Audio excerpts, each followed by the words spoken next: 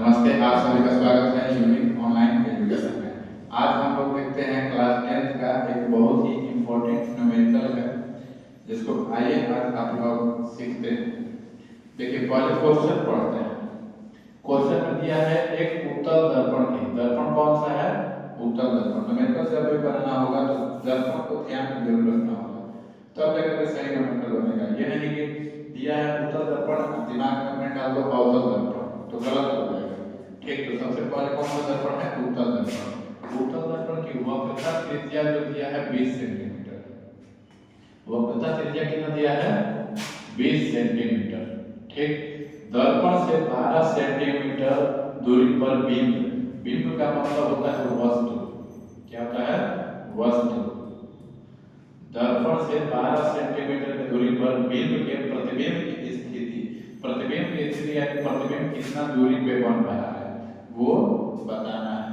तो देखिए, कोई भी न्यूमेरिकल हो, सबसे पहले जो जो क्वेश्चन में दिया रहता है उसको लिख लो। इसके बाद जब लिख लिए तो समझ लो न्यूमेरिकल आधा ऐसे ही बन गया। तो आइए हम लोग लिखते हैं। सबसे पहले देखो, उत्तल दर्पण दिया है ना, तो क्या करेंगे हम लोग? उत्तल दर्पण लिख लेते हैं। कौन सा दर्पण है? उत्तल दर्पण। उत्तल दर्पण में, उत्तल दर्पण में दिया है। अब देखो, उत्तल दर्पण में वक्रता त्रिज्या को r द्वारा सूचित किया जाता है। तो r का मान कितना दिया है? r का मान 20 सेंटीमीटर। ठीक, अब एक बात याद रखिए, ये हो गया उत्तल दर्पण। उत्तल दर्पण, उत्तल दर्पण में जो वक्रता त्रिज्या होता है, ये c होता है, दायां साइड में होता है। तो दायां साइड में ये है काल्पनिक, आपतित प्रकाश की दिशा में होता है। जब आपतित प्रकाश की दिशा में होता है तो इधर सब दूरी धनात्मक, इधर जितना भी दूरी होगा उसको मानेंगे हम लोग ऋणात्मक। तो उत्तल दर्पण है, r उस साइड होगा यानी कि ध्रुव, और वक्रता केंद्र के बीच की दूरी को r कहते हैं, वक्रता त्रिज्या कहते हैं। तो बायां साइड है, दायां साइड, दायां साइड है, और दायां साइड कब रहेगा? तो धनात्मक। तो r का मान 20 सेंटीमीटर। आगे आते हैं, और दर्पण से 12 सेंटीमीटर की दूरी पर वस्तु है। वस्तु को सूचित करते हैं हम लोग u के द्वारा, u 12 सेंटीमीटर। अब एक बात बताइए, वस्तु तो इधर रखा जाएगा 12 सेंटीमीटर दूरी पर, और जब इधर है तो इस साइड दूरी को क्या चीज हम लोग लेते हैं? ऋणात्मक। ये जो f है क्या चीज है? ऋणात्मक हो जाएगा। अब पूछा है प्रतिबिंब की स्थिति यानी कि v का मान ज्ञात करना है। v बराबर जो जो दिया है उसको लिख लीजिए। अब थोड़ा सा एक बात बताइए, हम लोग को अगर याद होगा हम लोग को, दर्पण सूत्र क्या होता है? दर्पण सूत्र होता है 1/20 प्लस 1/u बराबर 1/1, 1/1। यही होता है। तो इसमें देखिए तो क्या क्या दिया है? v का मान ज्ञात करना है। ठीक, u का मान दिया है, क्या f का मान दिया है? नहीं दिया है। सूत्र तभी लागू होगा, सूत्र तभी लागू होगा जब दो को कम से कम मान दिया है। दो को मान दिया तो तीसरा अपने आप निकाल लेंगे, लेकिन क्या हम क्या सिर्फ एक का मान पता है, लेकिन एक सूत्र हम लोग को पता होगा, f बराबर क्या होगा? r/2।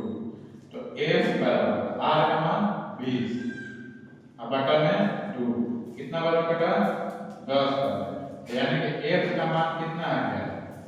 f बराबर 10 सेंटीमीटर। ये जो फोकस है कितना माना गया? 10 सेंटीमीटर। अब सूत्र लगाते हैं दर्पण सूत्र से, दर्पण सूत्र से, दर्पण सूत्र से।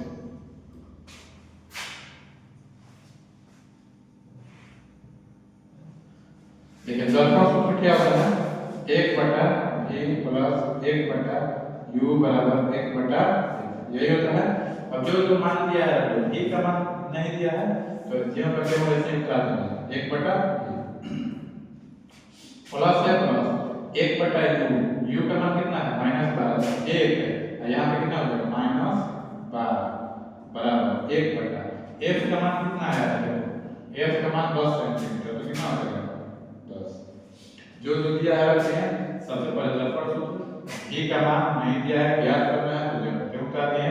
प्लस है तो प्लस 1/, 1 में u का मान है -12, तो इसके बाद बराबर एक का मान है यहाँ से निकाले हैं 10 तो 10।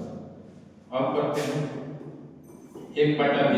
अच्छा प्लस माइनस क्या होता है माइनस 1/12 बराबर 1/10 हो गया। अब आगे अब ये देखिए 1/b के साथ ये बराबर की साइड माइनस में है, जब बराबर के उस साइड जाता है तो प्लस में जाता है। तो यहाँ पर क्या होगा 1/v बराबर क्या है 1/10 1/10 के ये अगर माइनस में है उस साइड गया तो प्लस में, यानी कि 1/10 प्लस 1/12। ठीक। अब आगे 1/v बराबर अच्छा 10 12 का एलसीएम कितना हो जाता है 60 10 12 का एलसीएम 60 तो 10 छका 60 यानी 6 और 12 बचे 60 यानी 5। अब देखिए तो 1/v बराबर 6 5 11 और बटा में 60 हो जाएगा।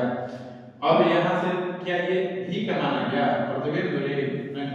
अब देखिए 1/v है तो इसको क्रॉस मल्टीप्लाई करते हैं v में 11 तो 11 बराबर 60 में 1 से तो 60 तो अब v के साथ 11 गुना में बराबर कब से जाएगा बटा में तो 60 बटा में 11 कितना आ जाएगा, या हम लोग इसी को लिख सकते हैं v बराबर अगर इसको घटाते हैं तो 11 बचे 55 यानी 11 बचे 55 फिर 5 क्या समझ दिया है सेंटीमीटर में तो सेंटीमीटर में ये हो गया आंसर। प्रतिबिंब दूरी कितना आ जाएगा 5 से 5 यहाँ पे 5 का हो गया 5 बटा में 11 से 55 5 60 बटा में 11 यही आ गया है। ठीक तो ये क्या हो गया प्रतिबिंब दूरी। अब एक बात बताइए जब ये धनात्मक आया है तो प्रतिबिंब दर्पण के आगे बना होगा कि दर्पण के पीछे बना होगा, तो जब भी धनात्मक आएगा बताया तो दर्पण के पीछे, ऋणात्मक आता है तो दर्पण के आगे। बहुत ही इंपॉर्टेंट है, इससे ऑब्जेक्टिव में या 2 नंबर में क्वेश्चन पूछता है। आप लोग इसको अच्छे से ध्यान से पढ़िएगा, आगे किताब उठा करके जितना भी इस टाइप का होगा आप लोग बनाते रहिएगा। वीडियो को शेयर कर देना और लाइक कर दीजिए और अपने दोस्तों के पास